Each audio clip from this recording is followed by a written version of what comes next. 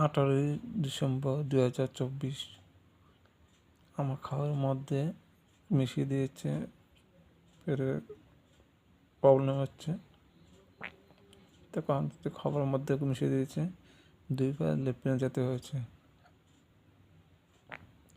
যে দিয়েছে গীতা মোদক, জড়িত আছে রতন মোদক, জড়িত আছে শর্মিষ্ঠা মোদক। তারা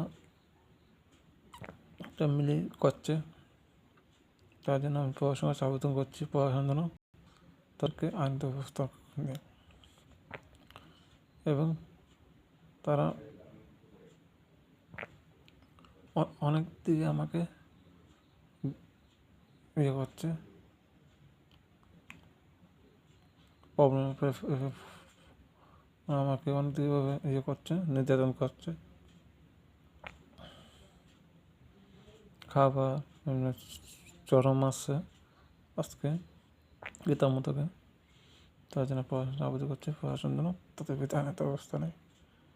জয় হিন্দ।